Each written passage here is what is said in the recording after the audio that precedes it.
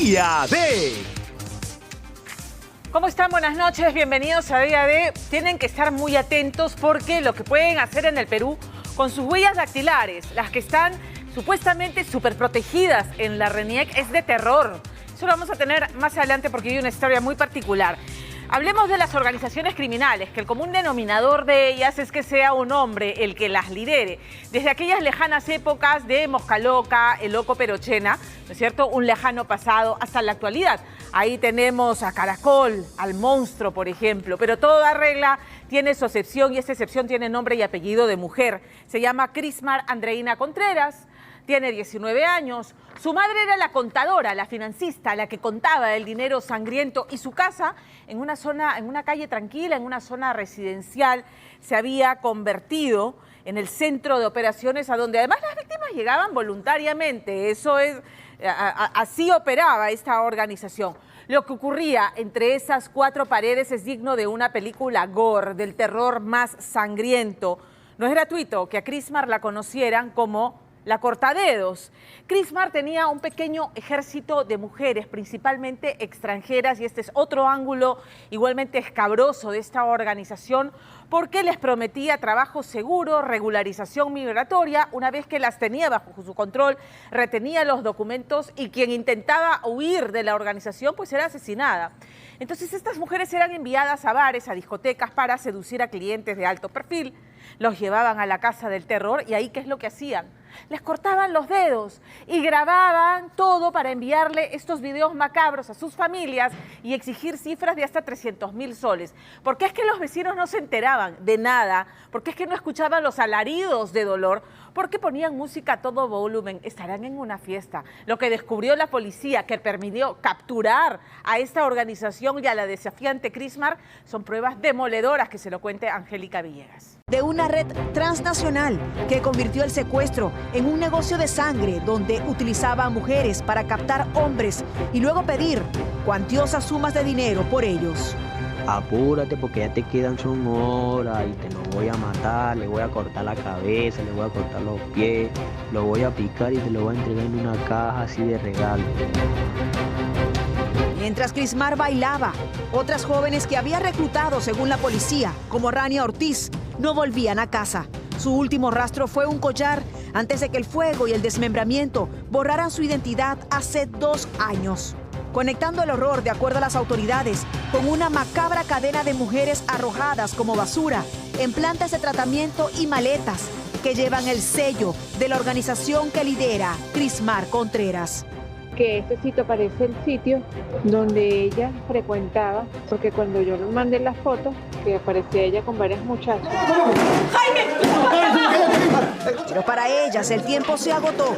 Sus días de impunidad llegaron a Migratorio que ha ingresado en el año 2019. ¿A los 12 años? Claro, ella ¿Con quién? Tiene con su señora madre, que también está detenida. No se sabe qué papel cumple la Todas mamá. las personas que están detenidas acá, todas tienen participación, bastante vinculación con la administración de las cuentas bancarias que utiliza esta banda criminal. Aquí, en un entorno marcado por la precariedad, la madre de Crismar inició una relación con un ciudadano peruano. Es precisamente él quien años atrás figuró como denunciante junto a Crismar en un turbio caso de tocamientos indebidos, un episodio que fue el primer aviso de una historia destinada a la violencia. Después del sicariato de Cholo Isaac, donde muchas de estas damas fueron sorprendidas, fueron censadas en sus países, que las han traído acá con el sueño del trabajo lícito, las obligan a captar a las víctimas para ellos proceder a extorsionarlas. Las jóvenes a las que el general Reboredo hacía referencia no llegaron al Perú por azar. Fueron atraídas bajo el engaño de personas de su misma confianza, pagada hace 2 años, como lo contamos en Día D, entre llamas y desmembramiento. Hoy su madre rompe el silencio para revelar cómo operaba esta red del horror.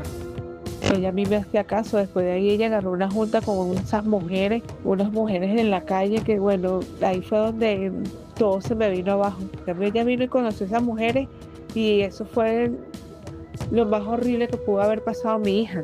Pensar que a lo mejor ella confiaba con gente allá y a la final lo que hicieron fue utilizarla. Cuando se me fue de aquí, Dijo que iba para casa de una amiga y en Colombia. Por eso es que a mí me extraña cuando ella dice que saltó para Perú, que aparece muerta en Perú. Pero el nombre de Crismar y sus cómplices es un límite que ella teme cruzar. Para esta madre, el peligro no terminó con la captura. Sabe que en su barrio todavía acechan los restos de una organización decidida a silenciar a cualquiera que se atreva a señalarla. Cuando ella estaba con esa mujer, era una sonrisa de oreja a oreja, y en realidad no era así. Una de esas muchachas que andaban con ella, aquí en Venezuela, a tu hija le hicieron eso, pero no fue. Eso no era para ella, eso era para esa mujer que la andaban buscando.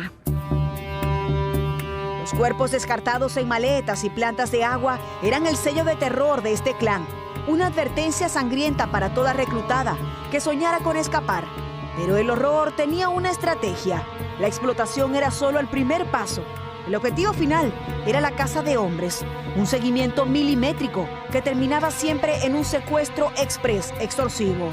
Fue precisamente en esta casa del Agustino donde la policía llevó a cabo un operativo porque se mantenía secuestrado a un ingeniero electrónico, quien había sido captado por unas mujeres en un centro nocturno y luego lo conducen precisamente a esta vivienda que a plena luz del día funciona como una zona comercial, pero donde de verdad comenzarían a exigir grandes sumas de dinero para no acabar con su vida. Es ahí donde ya son abordados por otras damas, ya la parte ejecutiva criminal y varones, quienes los someten, seccionándole las extremidades superiores, los dedos, para grabar estos eventos y enviarle a los familiares. El brutal secuestro de un minero y el testimonio de un ingeniero revelaron la ubicación de la pecera. Para ocultarse, la organización alquilaba casas mediante engaños, ofrecían adelantos en efectivo y falsas promesas de regularizar documentos. Esos hogares convertidos en cárceles fueron el escenario precisamente de mujeres como Rania Ortiz, la mujer del collar. Días antes de morir, ella fue captada y rodeada por el mismo círculo criminal de Crismar y su pareja, de acuerdo a las investigaciones. Y a ella le lanzaron un atentado a esa mujer, estaba metida en esa casa donde estaba ella, pero ella enseñaron con mi hija por ella. Cuando yo hablaba con ella, hay una catirita, pelo largo por la cintura, y con un muchacho negrito, pero nunca daba la cara, sino salía de lado, con gorra, o sea, ponía la gorra y lentes. Eso fue lo que ella me mire como la envolvió, que ella podía estar ahí, trabajar un tiempo ahí mientras ella se regresaba. Mientras su pareja cumplía meses tras las rejas, Crismar se sentía intocable. Lejos de ocultarse, convirtió las sedes policiales en su escenario. Se grababa frente a la Dirincri y comisarías, luciendo una impunidad insultante en el TikTok. Posaba desafiante junto a sus cómplices, convencida de que su imperio criminal estaba por encima de cualquier investigación. No, en clandestino no trabajo con policía. Le tocó a Lampa. En el mundo de Lampa creen siempre tener el tiempo perfecto y eso ocurría con esta organización criminal. En la casa 271 de la calle Las Ágatas del Agustino, exactamente a 7 minutos de donde mantenían cautivos a sus víctimas, este era el centro de operaciones de esa organización criminal. En realidad, los vecinos creían que se trataba de una familia. Les llamaba la atención que a veces le subían el volumen a la música y creían que se trataba de una fiesta, pero en realidad era el momento en el que torturaban a esas víctimas. Los audios enviados por la organización que encabezaba esta mujer de 19 años, según la policía, eran estremecedores. No le repito más, señora. Apúrese porque mire cómo está su esposo y ya se lo voy a dejar picadillo. Muévase, busque ese dinero rápido, todo completo, pero ya. ¿Cómo determinaba esta organización la fortuna de sus víctimas? La respuesta era la seducción. En los centros nocturnos, estas mujeres se ganaban la confianza de hombres que al alardear de su dinero se convertían en blancos fáciles. Así que a través de estos audios parecían tener milimétricamente cada dato. Perdió su esposo por culpa suya. Si no, la siguiente va a ser usted, sus hijos, su mamá, su abuela, su tatarabuela, no sé qué pero los mato a todos si usted no me pasa el dinero ya rápido. Con la información en mano, la policía ejecutó un allanamiento relámpago en las 3 peceras. El factor sorpresa fue total. En uno de los escondites, Crismar ensayó su acto final. Fingió una escena de absoluta normalidad, viendo televisión junto a su hijo y su madre, intentando mostrarse inmutable ante la llegada de la ley. Ella es mi super. Ella. Crismar se mostró desafiante, casi burlona, mientras sus cómplices intentaban escapar desesperadamente. Con el cabello corto y claro, estilo que imitaba al resto del clan, la cabecilla intentó minimizar su poder criminal. ¿A qué te dedicas? En Camargo. ¿Qué te encontrabas haciendo cuando te han intervenido? Durmiendo. ¿Conoces a algunos detenidos? No. Aunque se esforzaron en negar cualquier nexo con la explotación, la evidencia las traicionó al resto de sus compañeras. Las denuncias previas por robos en hostales confirmaron que su negocio no era el trabajo sexual, sino el saqueo sistemático de sus clientes. Lo más sorprendente de todo es que se puede observar acá colchones y otras pertenencias de ese día donde la policía en un operativo busca elementos contundentes. Y fue precisamente el teléfono de esta organización, liderada por Crismar Andreina, lo que conllevó a dar con toda una red de organización criminal. La caída de la organización fue total. Durante el allanamiento, la policía no solo capturó a la cabecilla y a las mujeres reclutadoras, también los teléfonos que empleaban para extorsionar, sorprendiendo los pocos hombres que integraban este clan, quienes intentaron de esconder su verdadera identidad como cuidadores, tras la fachada de repartidores y meseros. ¿A qué te dedicas? ¿A qué te dedicas? A trabajar mototaxi. Con esta captura, la policía corta los hilos de una red transnacional que operaba desde el extranjero con frialdad calculada en Lima. Crismar, la apodada Cortadedos, enfrenta ahora 15 días de detención preliminar junto al resto de la organización. Un tiempo vital para desmantelar su estructura criminal. ¿Qué te encontrabas haciendo cuando te han intervenido? ¿Conoces a los demás detenidos? No. Conozco la blanquita. ¿Cómo se llama? Daniela le dicen. ¿A qué te dedicas? Nada. Por ahora no me destapado. ¿Qué te encontrabas haciendo cuando te Pues estaba acostada con mi hija y le llegaron a intervenir. Su caída se suma a los resultados de un 2026 implacable, con 59 organizaciones desarticuladas a nivel nacional. Sin embargo, para aquellas mujeres que ya no están y que fueron captadas por esta organización, en sus familiares, este es apenas el primer paso de un largo camino hacia la justicia.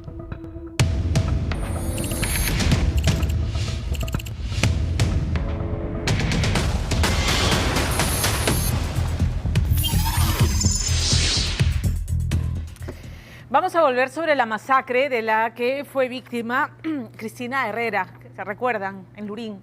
Todo quedó registrado en video porque los delincuentes que perfectamente sabían dónde estaban las cámaras perimétricas las cortaron, pero no las del interior de su oficina. Y ella, que vivió para contarlo, increíblemente, viendo las imágenes, pues reconoce que fue absolutamente temerario el no revelar, el rehusarse a revelar las claves de sus cuentas bancarias para que ellos pudieran ingresar y hacer transferencias, ¿no? Y reconoce además que instintivamente se aferró a lo que ella construyó con tanto esfuerzo, porque ya nos había contado que ella empezó cargando cajas en la parada y con el tiempo logró montar esa empresa que quisieron asaltar, exportadora de envases descartables. Se arrepiente de haberle perdonado la vida a quien la traicionó, porque el cerebro, según la policía, detrás de este secuestro, intento de robo y esta brutal golpiza, es quien fuera su secretaria, una mujer venezolana, Verónica Atinche. Recordemos que Cristina descubrió que le venía robando sistemáticamente y le ganó el corazón, pues porque la perdonó, ¿no? No la denunció a la policía y le permitió la digna salida de la renuncia. Renuncias, te vas y todo queda aquí, ya ándate. Y lo que esta mujer hizo, según la policía, fue urdir este plan que casi acaba con la vida de quien en su momento le dio empleo, le dio confianza, le dio cobijo.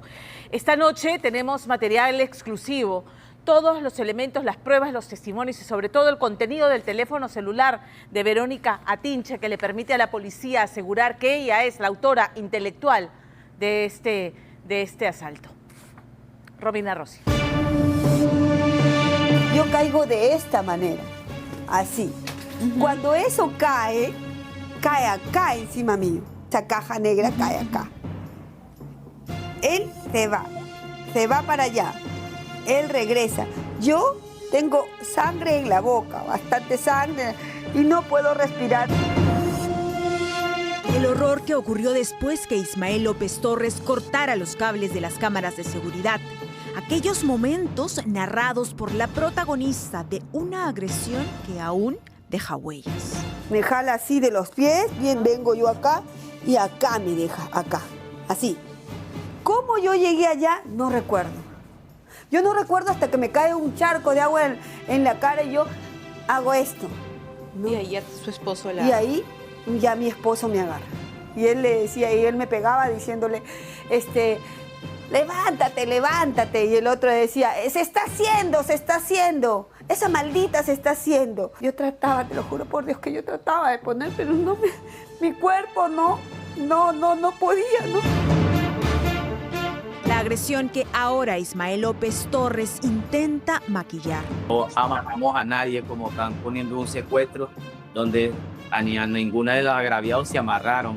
Nunca se les hizo, como dicen ellos, se estiraron al piso. Ellos solamente estaban sentados en su piso, tanto como el señor Fabio como la señora, la otra trabajadora de la dueña de la empresa. El mismo detenido que lloraba diciéndose inocente. La indicación de Verónica Atinche cambia su discurso y pide perdón. Hubieron tantos polvos, nos dieron, pero como sobra. Y como les digo, pido perdón a la sociedad de verdad porque me arrepiento de mi necesidad que me encontraba en ese momento y de verdad le pido disculpas por todo lo que hice. La historia de Elizabeth Herrera no es solo la de una sobreviviente a la delincuencia, cada vez más fiera. Es la de una emprendedora que no iba a permitir que años de esfuerzo se esfumen en minutos. La vida no me ha dado cosas fáciles. Y es por eso de repente que ese día me aferré a lo mío. Me aferré a que nadie me va a quitar algo que me ha costado tanto y que va a ser para mis hijos, ni siquiera para mí. Entonces la veo más empapada que cualquier abogado, con todos sus documentos en la mano, leyendo y hablando y riéndose. Lo pueden ver ustedes en las audiencias. Hablando con los que me golpearon y casi mataron y riéndose. Si ella no los conoce, no tiene tanta complicidad. Si ellos la metieron a ella en un problema así tan serio que iban a robar y no le dijeron, yo no me río con esas personas. Verónica Atinche Rodríguez viste de rosa. Su ropa no oculta su avanzado estado de gestación. Su mirada es tranquila, su postura relajada, sentada en una banca del Poder Judicial de Limasur. Escucha la audiencia que busca darle 9 meses de reclusión como medida preventiva. Ahí, ella se defiende y busca quedar libre del proceso. Ese día, a las 9, sí, efectivamente me comuniqué con Joel, le indiqué dónde estaba la tapa que estaba buscando y posteriormente me quedé en el chat con el joven Eric. Para esto, Eric me dice en una oportunidad, PTM, algo está pasando, me dice primero, algo está pasando. Y posterior me dice, PTM, creo que es con el hijo de la señora porque está gritando. Luego me dice, están robando. Ya en eso que él me dice, está robando, hasta ahí fue la última comunicación conmigo. Y empiezo yo a escribirle constantemente, ¿qué pasó? Cuéntame, ¿qué pasó? Le digo yo, ¿no? Y para esto, para esa información que me está dando Eric, yo no lo corroboro porque él es bien bromista, ¿no? El día en que no solo recibió un mensaje en el que le advertían que estaban robando en la empresa de su ex jefa y que dice creyó era una broma. El mismo día que envió a Ismael López y a Carlos Paredes para que supuestamente descarguen un contenedor. Descargan acá el contenedor, es un camión grande, y envían las cajas acá a este almacén. Este almacén se abre las puertas y acá se queda todo. Y estas personas que contratan solamente están acá, o sea, ni siquiera saben que ahí hay una oficina. No. O sea, la que sabe es Verónica. La que puede haberles dicho, la ruta es Verónica. Verónica Antiche contrató un taxi para que movilice a los delincuentes. Qué casualidad que ella le consigue el taxi, que el taxi va a ser ida y venida, ¿no? Cuando ella sabe que un contenedor se demora 7, 8 horas en descargar. Ella sabía que no se iban a demorar tanto, por eso le dije al taxista, apaga tu motor y quédate ahí esperándonos. Fue en enero de ese año que Verónica Antiche presentó su carta de renuncia a la empresa, luego que, según cuenta Elizabeth Rodríguez, descubriera sus robos. Sin embargo, la comunicación con ella seguía porque debía horas a la empresa. Verónica, como ha contado Elizabeth Herrera, no era solo una empleada, era también su amiga, a quien incluso invitaba a las fiestas de cumpleaños de sus hijos.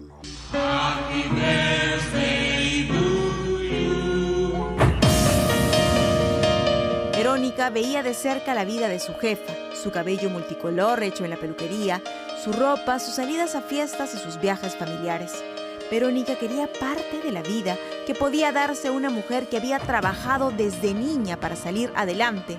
Antes de ser la empresaria importadora que con su trabajo costeaba viajes, Elizabeth Herrera era una niña que apoyaba a su padre, vendiendo vehículos para que en su casa pudiera haber comida para ella y sus 4 hermanos. Mi papá me llevaba a vender los carros, me hacía un speech y me dejaba con el carro encerrada debajo del puente. Antes, al frente del Hospital Melissa y Heladora, había un puente grandazo. Me decía todo lo que tenía que decir para vender el carro, ¿no? El precio, y mi papá está acá a las 5 de la tarde, porque él me dejaba de 9 de la mañana a 5 de la tarde, me traían mi almuerzo, yo almorzaba y todo el día me quedaba ahí vendiendo el carro. Su padre falleció, así que Elizabeth no pudo ir a la universidad y estudió secretariado. Ingresó a trabajar en una importadora de vasos descartables. Los vasos que esta empresa descartaba por fallos, Elizabeth los vendía a emprendedores de la parada. Yo era sola, pues, ¿no? Mis hermanos trabajaban, no tenía esposo en ese entonces, ¿no? Pero me conseguí con esta amiga que es súper chamba, guerreraza, entre las dos. Cargaba yo una caja, ella te venía con la otra caja, y cuando cargábamos las dos agarrábamos la caja y la subíamos y así llenábamos su camión. Todo lo guardaba, no me gastaba ni un sola. Todo lo guardaba en una bolsa. ¿Una bolsa así igual? Así, igualita. Así, tal cual. Cuando me di cuenta tenía esa bolsa llena de plata. Pero ni corta ni perezosa.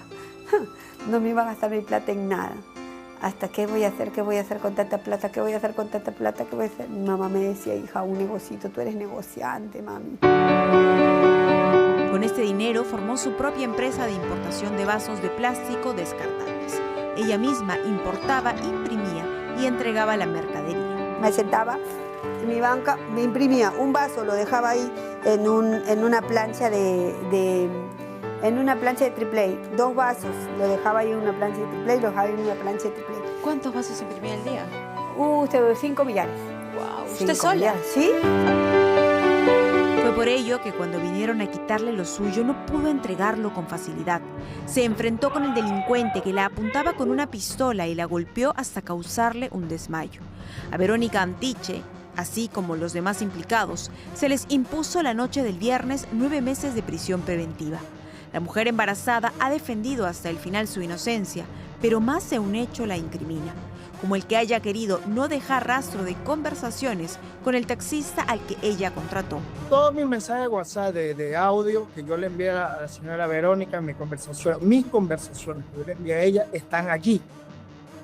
Solamente los mensajes temporales que dicen son de ella, los audios que ella me envió, pero mis mensajes de voz están allí. Siempre desde el principio le colaboré. Cuando me intervinieron, le dije a los policías, a los señores agraviados, le dije, señores, yo fui contratado para una carrera de taxi. A los señores le dije, por Verónica, se lo dije desde el principio. Elizabeth Herrera y su esposo, Fabio Carpio, han tenido que enviar lejos a sus hijos porque aún temen represalias. Que este lugar es descampado, no hay iluminación en las playas, o sea, por eso es que vienen en la madrugada acá a robar. No tenemos desagüe y tampoco tenemos títulos de propiedad, estamos olvidados. Acá no hay municipio, acá no hay gestión, acá no hay nada. Así que, por favor, de corazón les pido a las personas que ahora van a tomar el mando en el gobierno, que por favor den ayuda verdaderamente a las zonas donde verdaderamente hace falta mucha seguridad. Un pedido que nace también de todos los peruanos. Solo esta semana, 4 choferes murieron por las balas de un sicario. La inseguridad ciudadana es una realidad que nos tiene viviendo en constante angustia. El trabajo, el progreso, la responsabilidad está siendo directamente afectada. Y eso va a tener un costo enorme en la salud mental y no solamente individual, sino colectiva. Luego también genera una reacción de parte de las autoridades en donde no solamente deben de ver,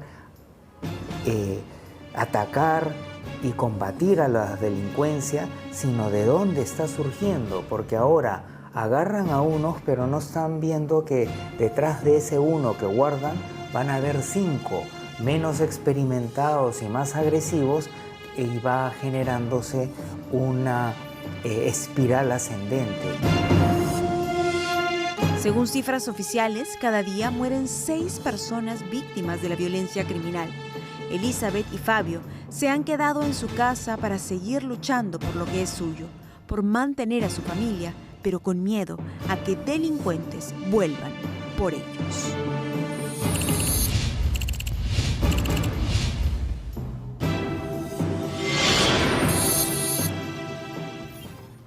Vamos con lo que empecé, este tema con el que empecé en la edición de hoy. Ustedes saben, por supuesto, que el Estado tiene nuestras huellas digitales registradas, ¿no es cierto? Y que es su deber protegerlas. Muy bien, ocurre que hay fisuras francamente gravísimas en ese sistema y tu huella puede ser utilizada por cualquiera, por una tercera persona, para, por ejemplo, traficar con drogas. En septiembre del 2011 salió de Lima rumbo a Holanda una encomienda desde Serpost, desde una oficina de Serpost, pero el envío lo hizo una mujer. Y sin embargo, la huella dactilar era de un hombre, del ingeniero Carlos Mini Torres, que terminó siendo denunciado como un narcotraficante, como un vulgar narcotraficante.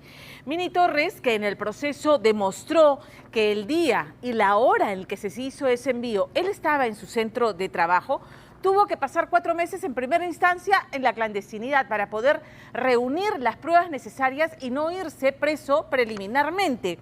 Y sin embargo, el fiscal del caso siguió impulsándolo, sabiendo que no había esta coincidencia entre la mujer que hace el envío y la huella dactilar que en teoría correspondía al ingeniero. Y digo en teoría porque finalmente Mini Torres presentó una pericia dactilográfica, una prueba científica que demostraba que la huella dactilar no había sido impresa por un dedo, sino por un sello fabricado a partir de la matriz original de RENIEC. Gravísimo, o sea, esto le puede pasar a cualquiera. Entonces, finalmente, durante largos 8 años, este fiscal impulsó el caso sin elementos suficientes para al final, después de largos 8 años de tortura de una vida, la verdad infernal, con su nombre enlodado, lo absuelvan. ¿Y ustedes qué creen? ¿El Poder Judicial y el Ministerio Público admitió su error? ¿Lo van a indemnizar por todos estos años? Que se lo cuente Lorena Ormeño. Me tuvieron 8 años acusado falsamente de narcotraficante. Me obligaron a ser un prófugo. Exijo que me devuelvan mi honra. Carlos Mini describe la tortura a la que fue sometido durante 8 largos años, indignado por las sospechas sembradas sobre él por un execrable delito. ¿Cómo aparece su huella en el lugar. Esa impresión dactilar debió ser efectuada mediante un sello. Lo que me está diciendo entonces es que pueden sacar de la ficha de RENIEC la imagen, convertirla en un sello y utilizarla. Claro, eso ocurre desde el año 2004. Huellas y firmas falsas, un envío de droga y una inocencia reclamada desde el primer día, pero denuncia ignorada por la Fiscalía que lo quería preso. Un error que hoy el Estado no quiere reconocer. ¿Existe o no el derecho al honor para la justicia peruana? Un narcotraficante. O un narcotraficante, ¿no? Eso es lo que han querido hacer, desprestigiarme completamente, ¿no? Pero de forma injusta, porque yo soy inocente, ¿no?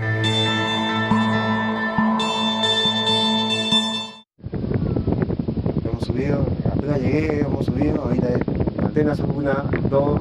En lo alto de una antena retransmisora en Cusco, el ingeniero Carlos Mini Torres documentaba su día a día.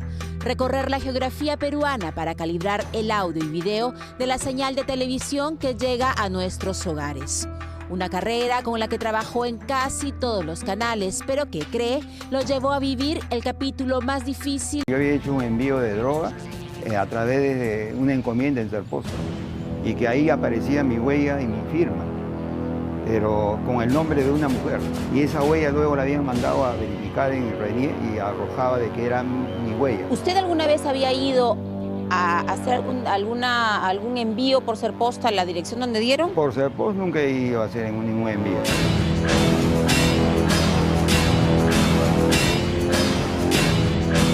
Primera vez que conozco el lugar donde se generó el delito que me quisieron incriminar.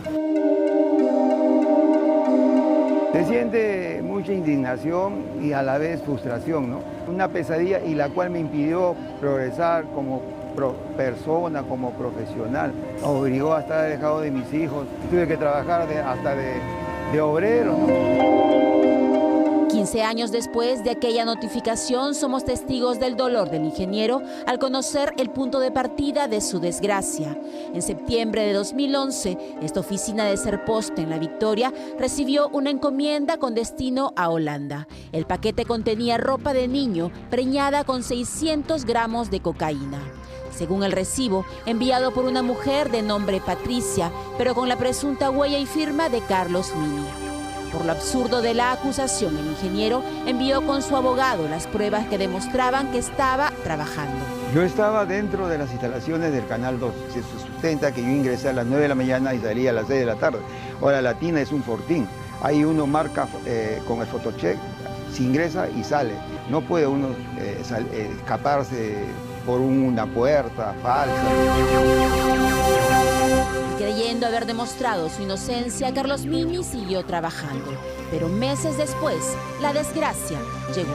Llega a mi domicilio un policía para detenerme. Yo en ese momento estaba trabajando en Huachipa y me informaron por teléfono de que habían llegado a buscarme. Me tuve que poner a buen recaudo para evitar que me lleven preso, porque si yo era inocente, yo no había hecho ningún envío, ninguna una acción ilícita, entonces ¿cómo voy a permitir que me lleven preso? Pedían 12 años de cárcel para él por narcotráfico.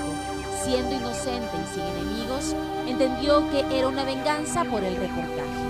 Renunció al trabajo y se despidió de sus hijos sin saber si los volvería a ver. ¿Cómo es vivir en clandestinidad? Tenía que estar escondido en la casa de un familiar, ¿no? Inclusive en Navidades, Año Nuevo, la pasé escondido, sin poder salir, ¿no? Con el temor de que te puedan tomar preso y llevarte a la cárcel, ¿no? Pero de forma injusta, porque yo soy inocente, ¿no? ¿Todavía se emociona usted? ¿Le afecta todavía? Afecta. ¿Cuántos años ha vivido con todo este estigma encima? Desde el año 2011 hasta el 19. Pero así es, pues. Pero al menos estoy vivo, ¿no? Y estoy con mi cerebro, mis ojos, mis brazos, mis piernas para poder seguir luchando, pues. Pero, ¿cómo aparece la huella de Carlos Mini en el documento que pretendía enviar a Holanda más de medio kilo de cocaína? ¿Cómo aparece si él jamás estuvo allí? ¿O es que tenía el don de estar en dos lugares a la vez? Para el Ministerio Público, aparentemente sí. El fiscal Luciano Espíritu no pudo descartar que el ingeniero estuviera trabajando, pero insistió en que era su huella por un informe de RENIEC que mediante el sistema AFIS comparó las huellas de la encomienda y del DNI, afirmando que le correspondía. Pero si el ingeniero no fue a hacer post, ¿qué pasó? Objetivamente no le corresponde ni la firma ni su dactilograma o huella dactilar. Lo que puedo aseverar es que se realizó una impresión dactilar mediante sello. ¿Sello? Así es. Han utilizado la matriz original de RENIEC, la han convertido en sello, pero ya en ese momento, cuando uno hace un sello, hay que pasar un control de calidad y lo hicieron mal. Wilson Aquije, perito dactiloscópico con más de 20 años de experiencia, fue contratado por el ingeniero para demostrar su inocencia. Para el experto, las huellas falsificadas no eran nuevas. Descubrió la primera en 2004. Sin embargo, dice, siempre son imperfectas. En el lado izquierdo vemos la huella que dejaron en Serpos y que se le atribuyó a este señor Miní, ¿no? A la derecha está la imagen que yo le tomé en su ficha decadactilar, ¿no? Se encuentra de que habían crestas papilares que no existían. O sea, miren, tenemos acá esta cresta que se convierte en bifurcada, cuyas ramas o brazos recorren la mitad del trazado, ¿no? En cambio acá, la que haría sus veces, que aparece más hacia las 11, sus dos bracitos, el primero se abrupta y el segundo ahí nomás a continuación un poco más abajo y desaparecen. Luego aparecen dos bracitos más de otra cresta que en el original no existen, ¿no? ¿Y por qué pasa esto si utilizan una huella tomada del propio RENIEC? Porque el falsificador, al hacer el sello, primero hace un arte. Y ese arte es retocado. Al momento de retocar no puede discriminar adecuadamente cómo continúan las crestas, pero fue lo suficientemente nítido como para que el AFIS le diera hit a esta huella y creara toda esta confusión. En 2014, AFIS tomó algunas similitudes a las que sumó la cicatriz que cruza el dedo del ingeniero en ambas imágenes y la validó. Hoy se sabe que la confiabilidad del sistema es de apenas 20%. El AFIS no discrimina entre una impresión directa, una fotocopia o una imagen, y menos la imagen de un sello. Es por eso de que el perito tiene la obligación de hacer esa verificación. ¿Qué tan común es que utilicen sellos ahora, doctor? Muy común. Se ve con mucha frecuencia. Otro peritaje confirmó que la firma también era falsificada. Carlos Mini estuvo en la clandestinidad 4 meses hasta que su defensa desentrañó el burdo montaje. El envío supuestamente lo hizo una mujer con mano de varón, algo insólito que Esther Velasco, empleada de Serpost, validó al autorizar la encomienda, pues la droga fue descubierta en otra sede. Pese a todo, el fiscal la absolvió, aunque en juicio se descubrió algo grave. Desde el día 1 hasta 8 años después, ¿siempre fue el mismo fiscal? Sí, José Espíritu Alcántara, el que me persiguió hasta la Suprema, a pesar que en la audiencia oral él estuvo presente y verificó que la mujer se contradice, diciendo que no me conoce, pero ¿por qué, si no me conoce, por qué 2 meses antes de los hechos sacan mis datos de RENIEC, mi ficha de RENIEC para poder falsificar la huella? La trabajadora de Serpost fue la que recepcionó la carga, la encomienda que estaba destinada para el país de Holanda. Si simplemente hubiera palpado así, por ejemplo, se hubiera dado cuenta que dentro de esas ropitas que eran de niños, habían bolsillos y dentro de los bolsillos habían muchas bolsitas con cocaína y las bolsitas sonaban, tenían sonido. Entonces, según las declaraciones de ella, dice que no se percató. Ahora, se supone que la funcionaria de Serpost no ve nada en el envío, pero está firmado por una mujer, pero la huella es de un hombre. Exactamente. Entonces, ¿cómo explica esto ella? No sabe nada, eso es lo que manifestó. Pero es una mujer con huella de hombre. Ella dice que no sabe. Fiscalía absolvió a la funcionaria, que siguió trabajando en Serpost hasta que se mudó a España en 2019, pero apeló una y otra vez, pues Carlos Mini fue absuelto en todas las instancias. Así como yo, cuánta gente inocente también está en las cárceles, ¿no? Acusada por un certificado técnico AFIS que presenta la RENIEC. Por ejemplo, cometen un asesinato, implican a una persona inocente. Y si esa persona inocente no tiene cómo sustentar en qué lugar estuvo, en qué situación estuvo en ese momento de los hechos, la meten presa. 8 años con el título de presunto narcotraficante. Afectó a su familia, su economía, pero sobre todo su honor. Tras limpiar su nombre, el ingeniero demandó a Serpost, RENIEC y la Fiscalía exigiendo indemnización. En primera instancia, el Poder Judicial contestó que no la merece. Declarado infundada, porque no tiene razón su demanda. ¿Por qué? Porque se basa de que este ejercicio ha sido realizado por la Fiscalía en función regular de su trabajo. ¿No es labor del Ministerio Público perseguir el delito y al delincuente? Esa es la función. Exactamente. Si el señor Mini se ha confirmado en todas las instancias de que él no era el delincuente, ¿se puede considerar que estaba cumpliendo su labor? No, justamente, no estaba cumpliendo su labor. ¿Y al final encontraron al responsable o no? Al final no encontraron ningún responsable. Entonces quiere decir que la Fiscalía no realizó bien su trabajo. Y a pesar de esto, el Poder Judicial dice que es parte de la labor del Ministerio Público hacer mal su trabajo, por lo tanto no le corresponde nada al señor Mini. Así es. Ese es, en resumen. ¿Quién cuida que nuestras huellas no terminen convertidas en un sello para el delito? Buscamos respuestas de RENIEC, pero no llegó. Carlos Mini ha apelado. La lucha ahora es por su honor. Ningún inocente merece el rótulo de delincuente por los errores de la justicia. No merecemos vivir con miedo. Podían haberme metido preso, haber hecho lo que sea conmigo, y luego con decir que ellos estaban dentro de sus funciones y la persona como ser humano no tiene derecho a nada.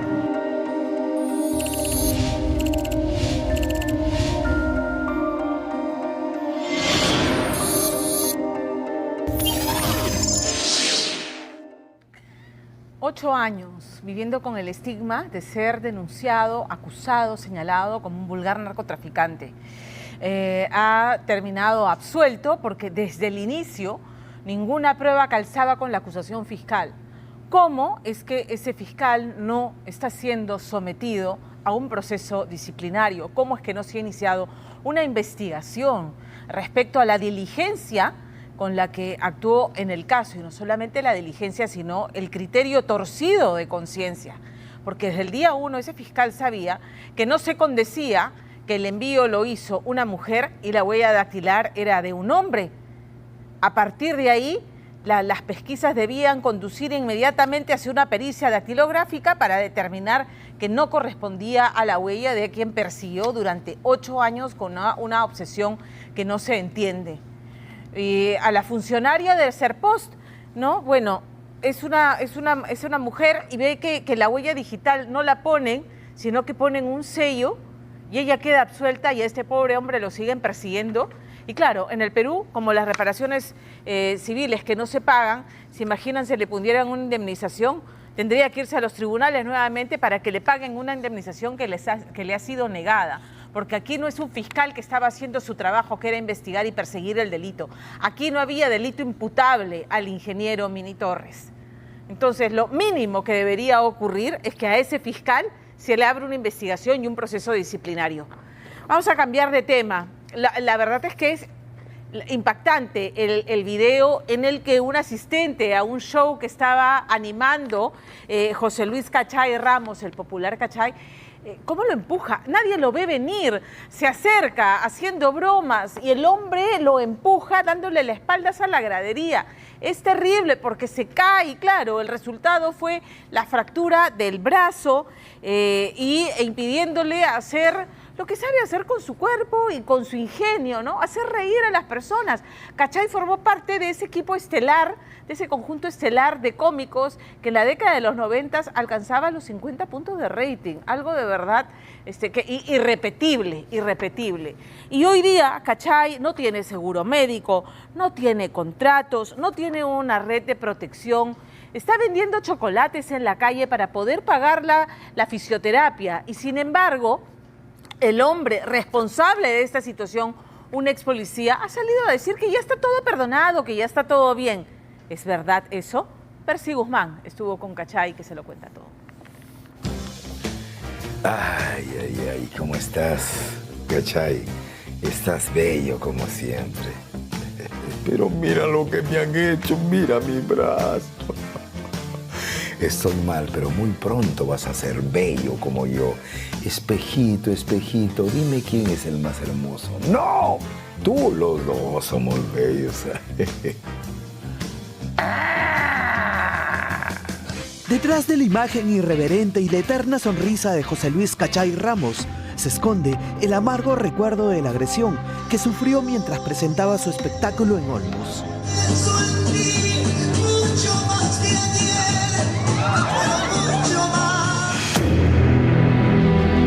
Hoy, el panorama para el querido cómico ambulante es complejo.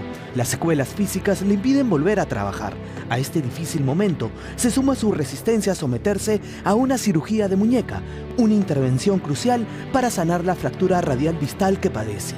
¿Qué tal? Un gusto saludarte acá, pues, con la salud perjudicada, pues, ¿no? Claro, estás sin chamba, no puedes trabajar. Ahorita estoy sin chamba porque yo tenía trabajo lunes, martes, miércoles y el sábado tenía un show en Puerto Maldonado. Pero lamentablemente todos los shows se han caído, pues, ¿no?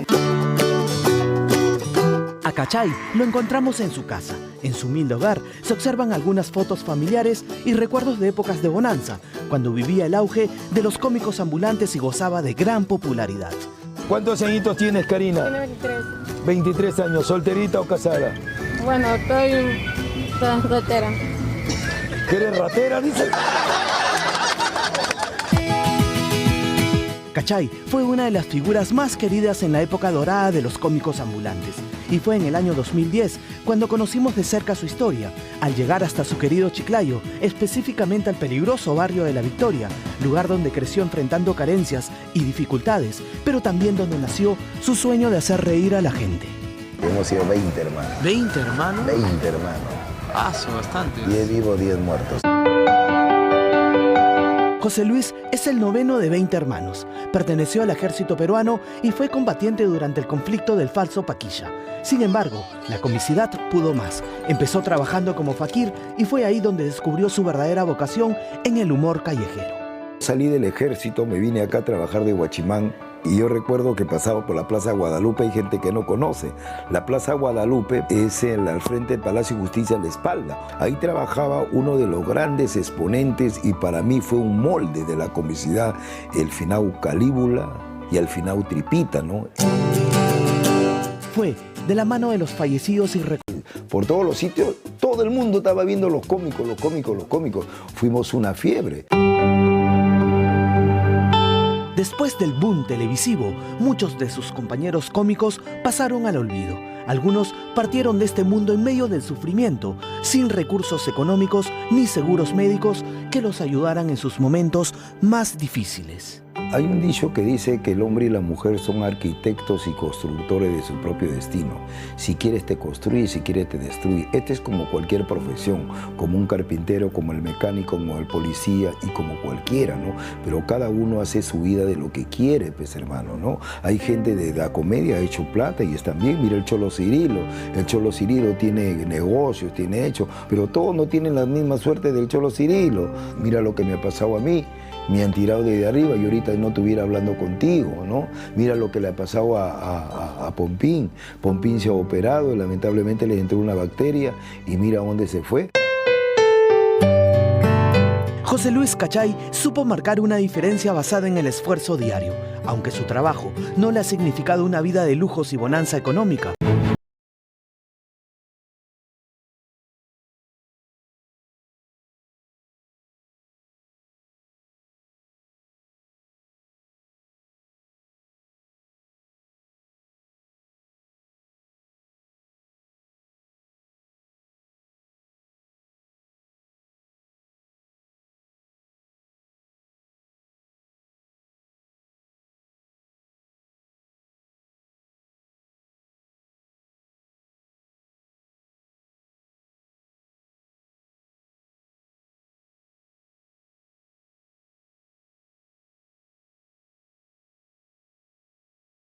normal, pase señora, ingresó.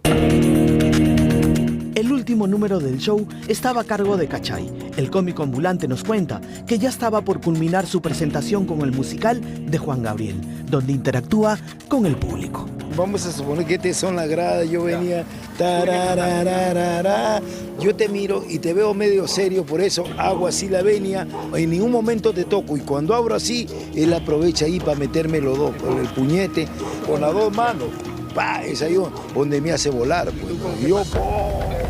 Agresor, impidiendo su fuga hasta la llegada de la policía.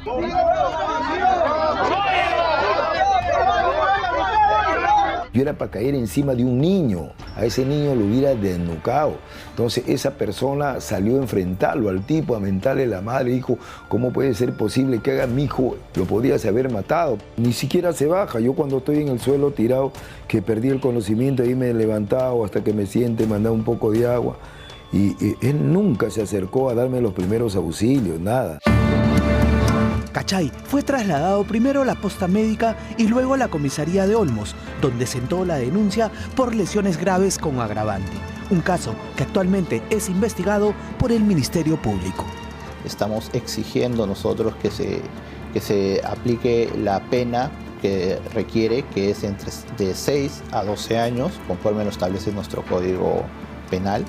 Y nosotros vamos a seguir además hasta el final para que no solamente este señor se le aplique una sanción ejemplar, sino también para reparar el daño que ha sufrido el señor José Luis Cachay a raíz de esta agresión y lesiones graves que han sido las consecuencias, ¿no? Cachay, junto a su abogado, revisan y estudian el caso al detalle. Incluso el cómico aclara que recibió un adelanto de 5.000 soles de los 25.000 acordados como indemnización. Porque esta persona ha salido en comunicado mintiendo que yo soy su amigo, que lo he abrazado, que ya arregló conmigo, que no tengo nada en esto, que me ha dado 5.000. Esos 5.000 soles es un documento que yo firmé por adelanto de la reparación civil. Porque ¿con qué me movilizo? ¿Con qué compro mi pasaje? ¿Con qué como? Esta semana, el agresor, quien responde al nombre de Julio Magno Falla Maraví, técnico superior en retiro de la Policía Nacional del Perú, publicó en sus redes sociales un comunicado que ha sorprendido al cómico Cachay. Por ello, junto a su abogado, decidió grabar este video como respuesta. Dice que verdaderamente que somos amigos, que él se ha comunicado conmigo, que me ha llamado, yo le he perdonado, de lo cual es totalmente mentira. Quien se encuentra bastante indignada con esta agresión es su hija Janet Cachay, quien alza su voz de protesta frente a lo ocurrido. Ver a tu papá cómo es aventado de esta manera cuando no está incomodando a nadie, está haciendo su trabajo, que es hacer reír al público, ¿no? Y si a esta persona no le gustó, te paras y te vas, ¿no? A esta persona, yo decirle, yo sé que andamos estresados, yo sé que nos pasan muchísimas cosas, pero ese segundo en el que te toma pensar antes de hacer las cosas, te puede salvar. Piensa un poco de verdad antes de poder reaccionar, respira, tómate tu tiempo y no pienses que nada es contra de ti, pues no. O sea, es un comediante, solo quería hacerte reír. Cachay ha decidido no operarse momentáneamente para poder seguir trabajando. Por eso, un fisioterapeuta llegó hasta su casa para brindarle un tratamiento paralelo mientras evalúa su recuperación. Tiene una fractura radial, discal, en la parte de aquí. El tratamiento que le estamos dando es la inmovilización para que pueda empezar a secar en la posición correcta. Le hemos colocado una férula ortopédica y le hemos provocado un estabilizador de neopren. El tratamiento va a durar algo de 6 meses. Las visitas mías van a ser hasta 2 veces por semana para ir cómo va su evolución y de ahí ya empezaremos con las terapias. Nos comunicamos telefónicamente con Julio Magno Falla para conocer su versión de los hechos. ¿Por qué tiene esa actitud de empujarlo? Es una agresión. La actitud mía fue muy mala. Lógico, porque yo lo empujé para atrás, pero él pisó mal y como es grada, se cayó.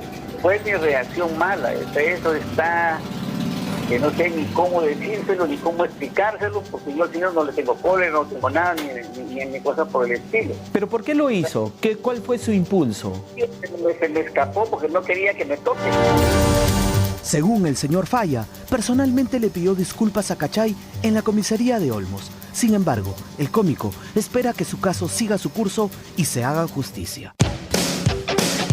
Mientras tanto, tiene que seguir ganándose los frijoles, porque si no puede actuar, asegura, puede vender chocolates para salir adelante. Le saluda Cachay, que he sido agredido por una persona tirándome del brazo. Yo hubiera preferido que me tire de cara para arreglarme el cacharro. Y ahora estamos promocionando para ayudar. Se ha quedado sin chamba. Unos chocolatitos, ¿no? A ver si usted nos apoya. Ahí está. Uno vale 100, 3 por 200 soles. Mira, mira lo que le he hecho. Ha rebotado, claro.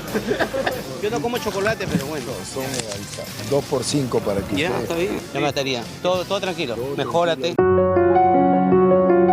Acostumbrado a sacar sonrisas en medio de las dificultades, hoy es Cachay quien enfrenta uno de los momentos más duros de su vida. El cómico ambulante intenta recuperarse mientras lucha por seguir trabajando, demostrando que incluso golpeado por la adversidad, su mayor acto de valentía sigue siendo no rendirse jamás.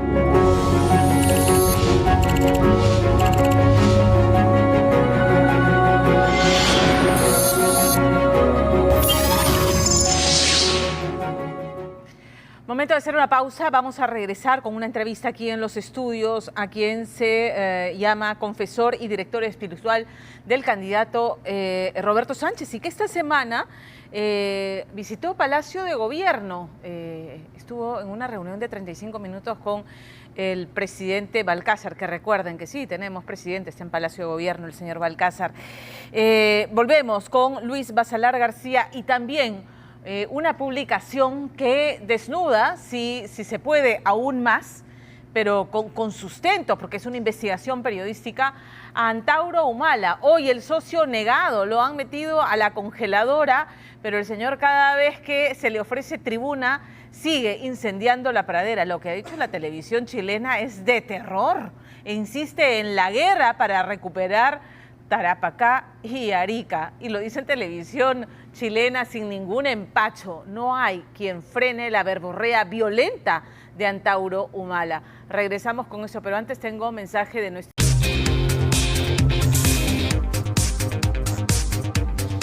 ¿Se han preguntado ustedes cuál es el núcleo real de votantes del congresista candidato Roberto Sánchez?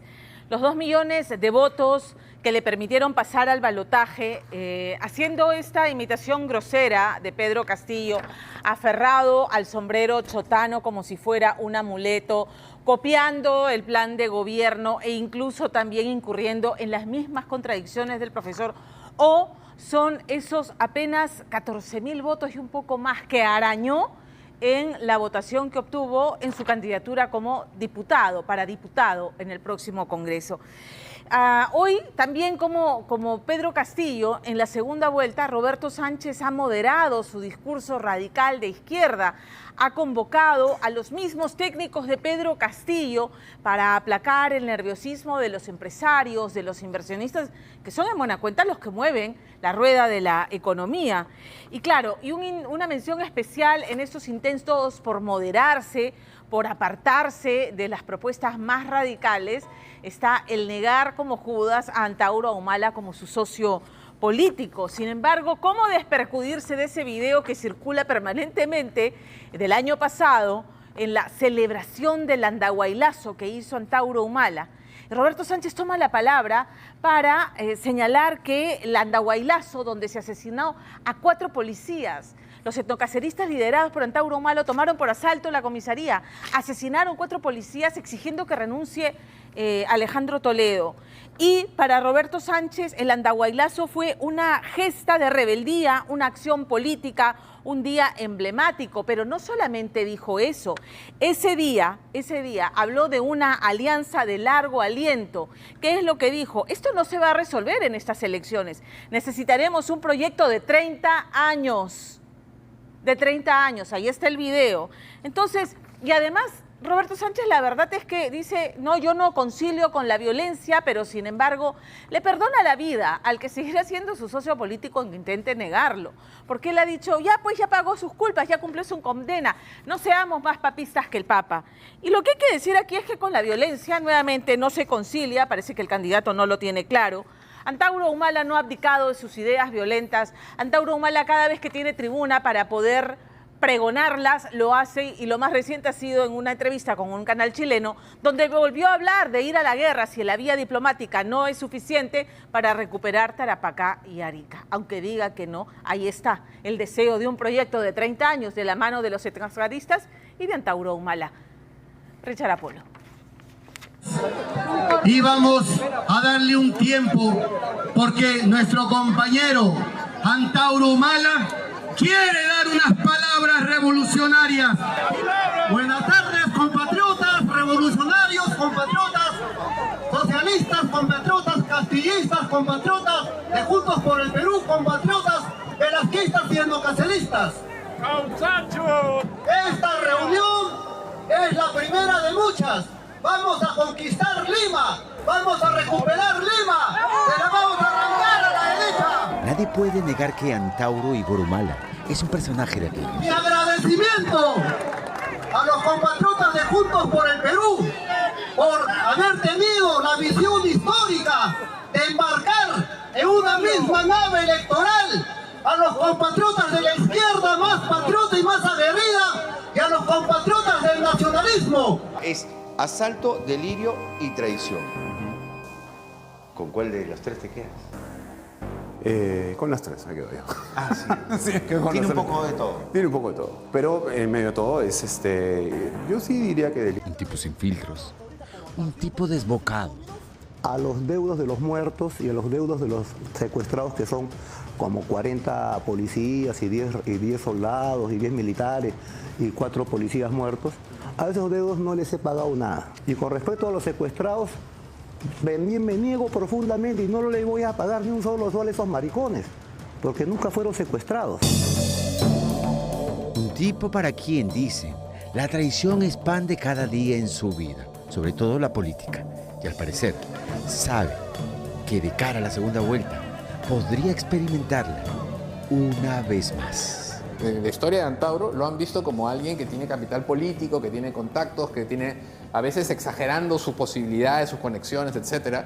Pero siempre han tratado de utilizarlo de alguna manera y él muchas veces se ha dejado utilizar. Sentían que él tenía capacidad de movilización, que tenía cierta llegada. Un poco también es lo que está haciendo Sánchez con él, o lo que hizo con él en primera vuelta, beneficiarse de digamos, el discurso radical, incendiario que tiene Antauro en algunos sectores donde a Sánchez le gusta, quería impactar, es un discurso que es bien recibido, ¿no? Pero luego esos mismos actores en algún momento terminan dándose cuenta de que se vuelve un lastre tener a un personaje así, y entonces deslinde. Pero hay demasiadas evidencias, demasiadas participaciones, demasiadas fotos, videos de ellos apareciendo en actividades públicas, ¿no? Además hay declaraciones en las cuales Roberto Sánchez se ha expresado de Antauro como un preso político, como una persona que tiene autoridad para hablar sobre seguridad, sobre etcétera, ¿no? Sí.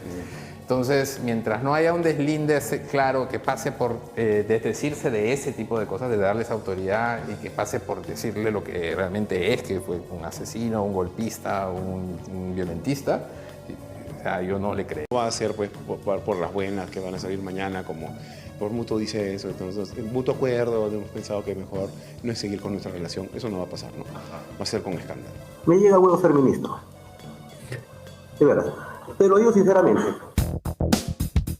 Jaime Cordero y Luis Daveluy, además de amigos, tienen varias cosas en común. Ambos son comunicadores, ambos tienen maestría en ciencia política y ambos son coautores del libro Asalto, Delirio y Traición, una biografía de Antauro Humala, que trata de reconstruir de alguna manera pasajes más importantes de la azarosa vida del ahora aliado político del candidato presidencial de Juntos por el Perú, Roberto Sánchez. Antauro, amigo, el pueblo está contigo. Acompañarme con 3 vivas. ¡Viva el general Velasco! ¡Viva! ¡Viva Roberto Sánchez! ¡Viva! ¡Viva el profesor Pedro Castillo! Antauro Humala es un aventurero de la política, es alguien que está convencido que tiene una misión, pero él no está dispuesto a vivir a la altura de su misión. Es que él está buscando una circunstancia que le permita vivir diciendo que él consiguió un nuevo amanecer para el Perú, unas nuevas condiciones, una reivindicación histórica largamente aplazada, ¿no? Pero él no quiere liderarla en el sentido de que él no quiere las responsabilidades que toma ese liderazgo.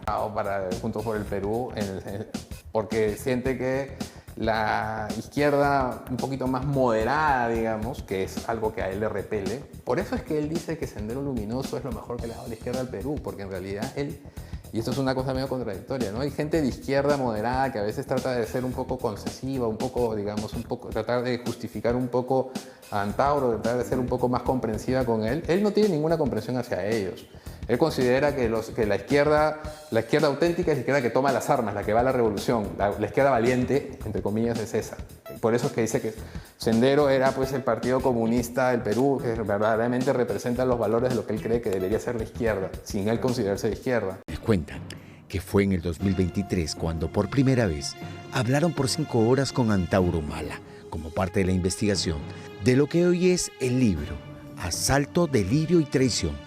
Una biografía de Antauro Humala, este mayor en retiro del ejército, quien pese a estar encerrado, ha sabido juguetear, entre comillas, políticamente, para hacer creer a varios políticos de diversas tendencias, ojo, que él y su arrastre político podían aportar mucho, como ocurrió, dicen, cuando en campaña presidencial del 2021, Pedro Castillo, buscando el apoyo de Antauro, ofreció, sin luego cumplir, su indulto.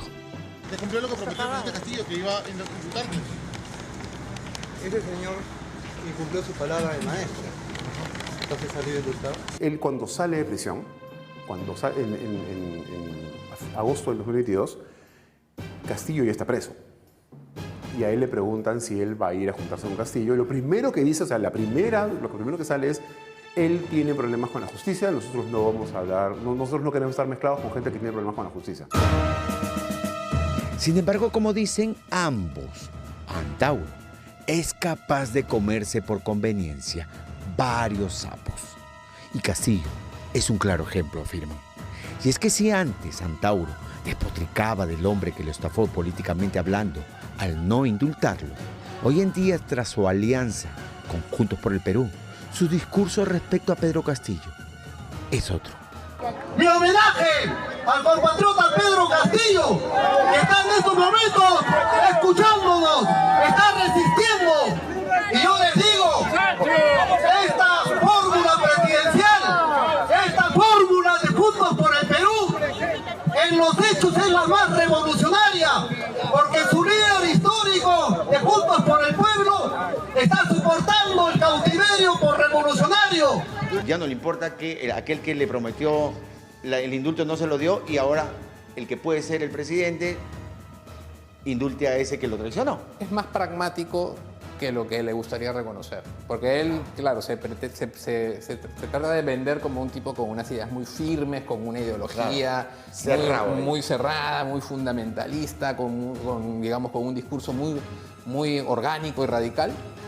Pero a la hora de digamos, también sabe que la política es pragmatismo y en la política hay que acomodarse. Entonces él también se acomoda. De cara a segunda vuelta, la gran interrogante es saber si Roberto Sánchez necesita de Antauro para salir victorioso. O como ya lo anuncia en medios, intentará distanciarse de ese Antauro que no parece hacerle nada bien a su campaña. Ahora aparece además también sin sombrero, ¿no? Cada vez aparece menos con el sombrero. Es lo mismo. Entonces, un poco menos de sombrero, un poco menos de Antauro, ¿no? Pero no es que puedas deshacerte de ellos inmediatamente. No es tan sencillo, ¿no? Él no se considera láser, él considera que él lo ha puesto a Sánchez ahí, como también cree que puso a Castillo ahí. Él cree que tiene que sus votos, que los votos que él puede arrastrar y la capacidad de movilización lo puso en primera vuelta, pero sabe que de cara a segunda vuelta mucha gente va a querer sacarlo del camino. ¿Cómo va a reaccionar? Bueno, para él reaccionar es lo que está haciendo ahora, salir en todos los medios y para hacer más difícil e incrementar el costo político de que se deshagan de él. Veremos en los próximos días si tal distanciamiento con Antauro Humala ha sido o no para la tribuna.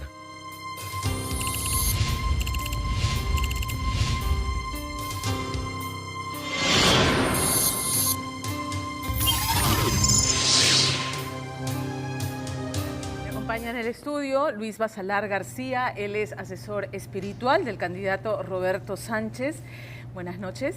Ha estado esta semana en Palacio de Gobierno y creo que usted prefiere que se le siga llamando padre, ¿no es cierto? A pesar de que el Vaticano lo ha reducido al estado laical, a pesar de que ha sido absuelto en la Corte Suprema, y eso lo tengo claro. Entonces lo debo llamar padre esta noche.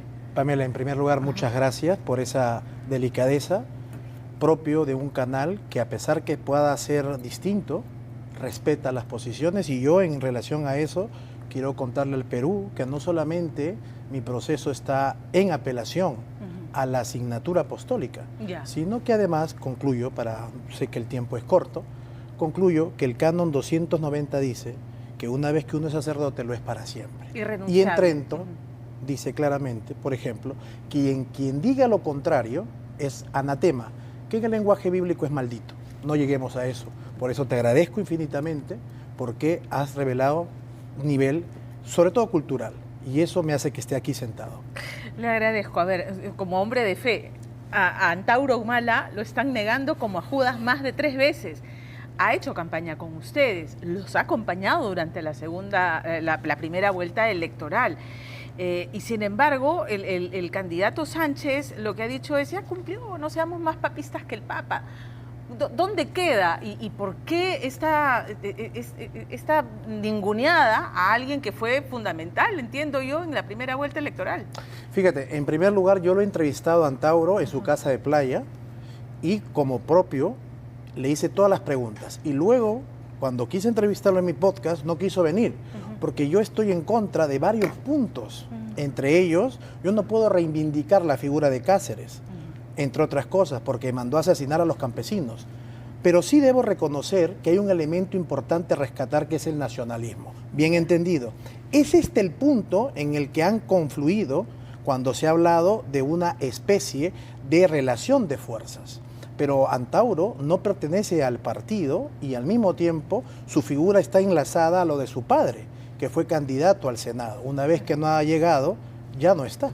Ok, o sea, ya en esta segunda vuelta ya prescinden de Antauro Humala, del etnocacerismo y de esta fuerza que tiene y que lo sigue, un bolsón electoral que seguramente tiene. Justamente el etnocacerismo responde a una naturaleza colectiva de un país que tiene un segmento, pero no podemos caer en el caudillismo. Justamente ese es el problema cuando uno, por ejemplo, ve a Cáceres como la figura, enlazando el tema de Chile, que me parece correcto, pero no puede ser esto relacionado cuando va y lo mata a los campesinos. Ahora, ya que mencionó el tema de Chile, Antauro insiste en la guerra para recuperar Tarapacá y Arica. Me parece un despropósito. Me parece algo aberrante. Y yo le he invitado a que antes de eso... O sea, no concilian con las posturas violentas de Antauro Humala. De ninguna manera. Fíjate, mi padre... Y respecto a Movadef, por ejemplo... Yo estoy completamente en contra. Es más, mi padre ha sido Pero tienen a un diputado electo por Juntos por el Perú, César Tito Rojas, que es fundador del Movadef. En principio, si ha tenido la votación electoral del pueblo, habrá que respetarlo, pero yo estoy en contra. Por ejemplo, mi padre es Sinchi y ha sido héroe de guerra. El hermano de mi padre, general de división, héroe de guerra. Por lo tanto, de terrorismo, nada. Yo estoy en contra, y la Iglesia es una de las primeras. Y como consejero del candidato Sánchez, esta primera etapa, abrazado a Antauro Humala, hablando de gesta política del Andahuaylas, donde asesinaron a 4 policías, de llevar al fundador del Movadef, que postula el pensamiento Gonzalo, que es el pensamiento de Abimael Guzmán, el terrorista convicto y confeso. Ya no está, ya no vive, pero lo que postulaban era amnistiar a todos los terroristas. ¿Cómo pueden llevar al fundador de esta organización, que se le negó inscribirse como partido político, al Congreso de la República? En principio, yo no solamente soy amigo de Roberto, también tengo el honor, porque él lo ha elegido, de tener la consejería. Él se confiesa semanalmente. Y puedo asegurarte que no tiene ningún atisbo de terrorismo ni de violencia. Es más, te cuento una infidencia.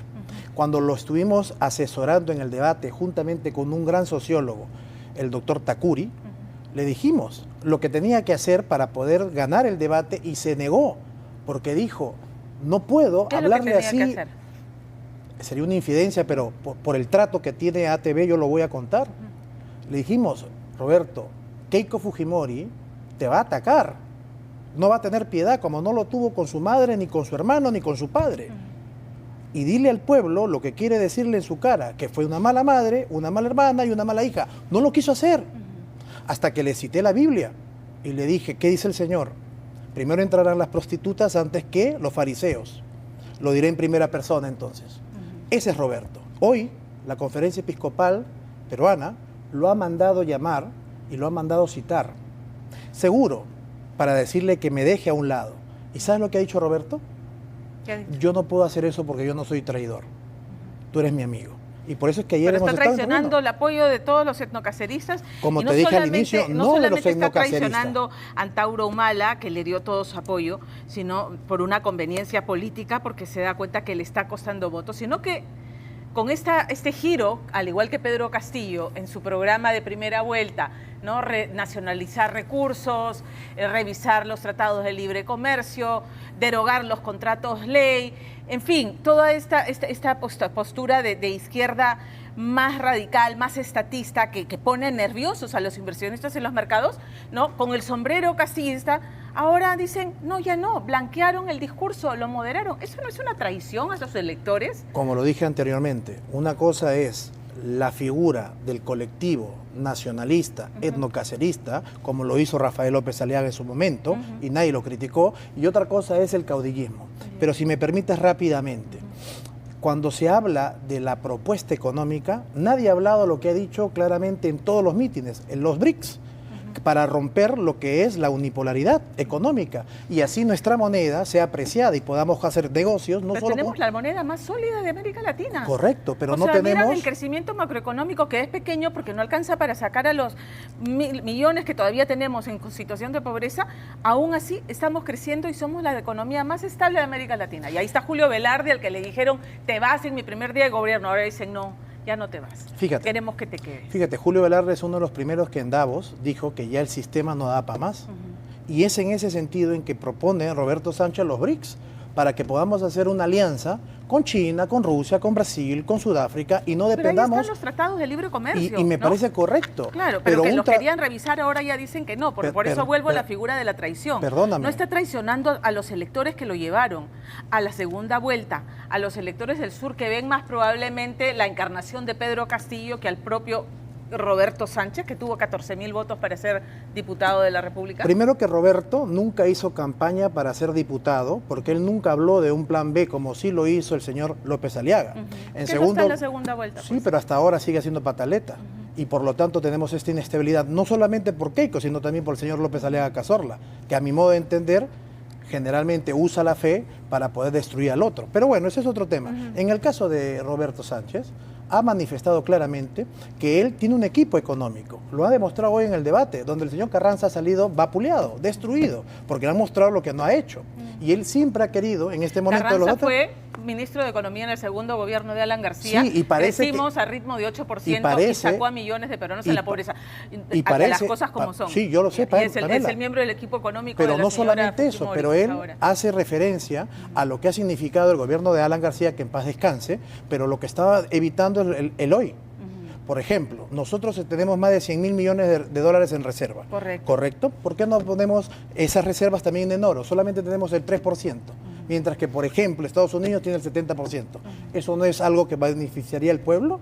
O, por ejemplo, el tema del BCR, que es efectivamente, viene desde la Constitución del 79, que es autónomo. Pero ¿a quién le presta? Permíteme, Pamela, para redondear la idea, porque si no, no lo termino. Yo sé que el tiempo en televisión es rápido, pero ¿a quién le presta la plata el BCR para poder generar los intereses sin mayor riesgo? A la misma banca que maneja el Perú, cinco de ellos, que son los que roncan y manejan absolutamente todo.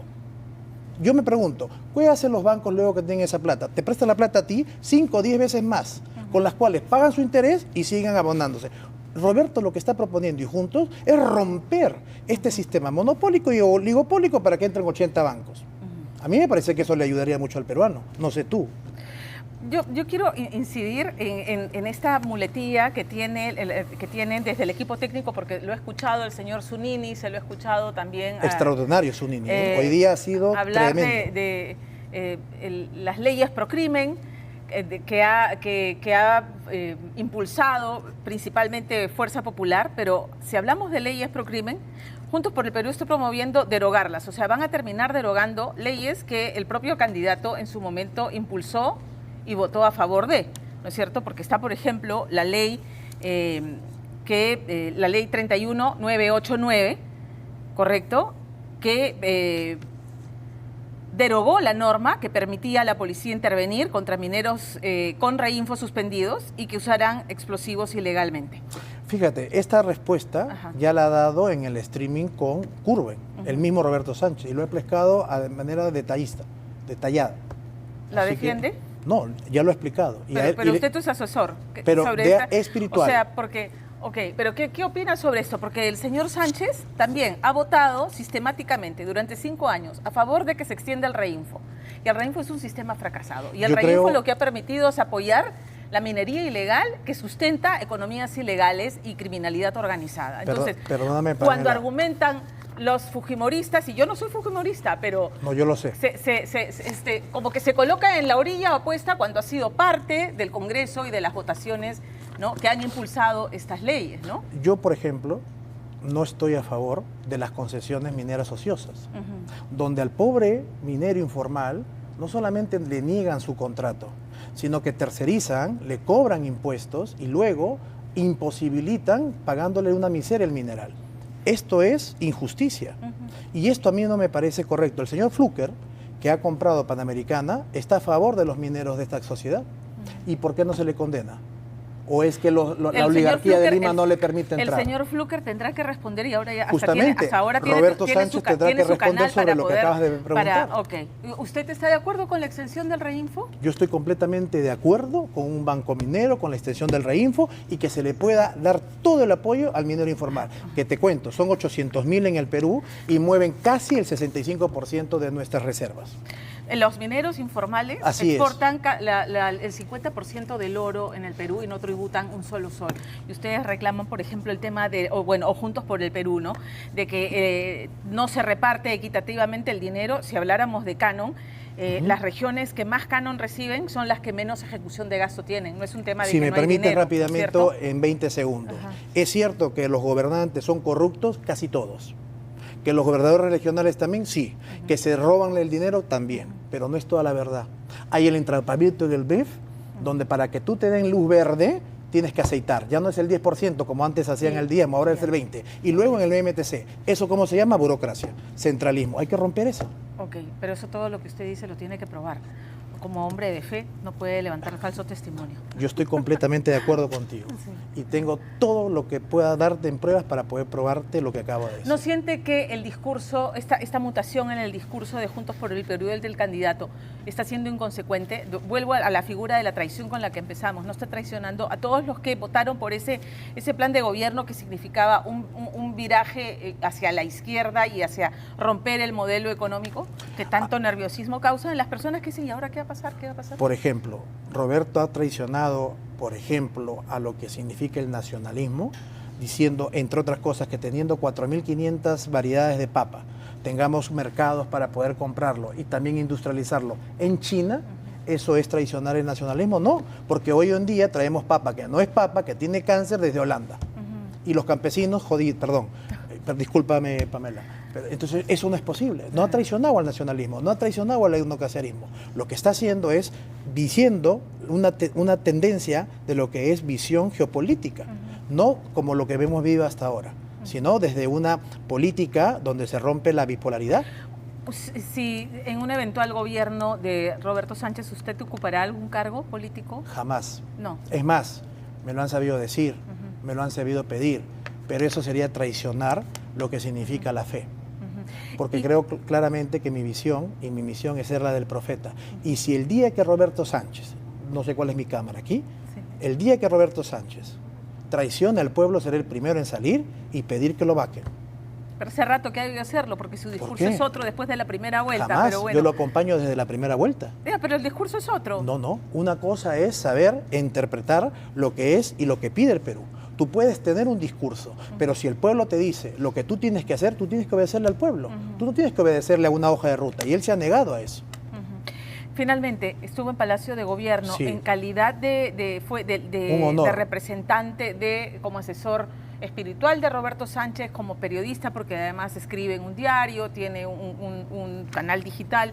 ¿En calidad de qué fue? En principio, fui en calidad de escritor. Gracias por hacerle recordar al Perú que escribo en uno de los únicos diarios antisistema, Diario 1. Y en segundo lugar, porque el presidente Balcázar me quiso mostrar lo que está haciendo por los pueblos alejados, por lo que está haciendo en la ruta del Papa y por lo que está gestionando ahora para visitarlo. Pero además me pidió un consejo espiritual, porque él siente que todo el mundo lo ataca y nadie le da la oportunidad de hablar. Yo le dije, voy a estar en ATV, si quieres yo te hago una entrevista para que te pueda entrevistar a Pamela. ¿Le dio algún consejo adicional? Sí, le dije que nunca deje de tener fe y esperanza, y que el miedo no nos va a arrebatar la paz. ¿Cree que debe indultar a Pedro Castillo? ¿Yo? Sí. Completamente. Pero sin inventarle enfermedades. No, yo no he dicho eso. No, lo digo yo, o sea, que lo indulte pero sin inventarle enfermedades, porque lo que se ha revelado es que hicieron trámites express para que... ¿Tú tienes pruebas de que se han inventado una enfermedad? Bueno, han salido a rectificar, han salido del Revaliate a rectificar que efectivamente se le hicieron express todos los exámenes, pero que la gravedad de las dolencias que tenían no eran las que habían trascendido. Yo no soy médico, pero yo sí estoy de acuerdo en el indulto. Es más, si me pide un consejo del presidente Balcázar, le diría, indúltelo. Y Roberto Sánchez lo haría si es que llega a Palacio. Pero si es lo primero que ha dicho en toda la campaña.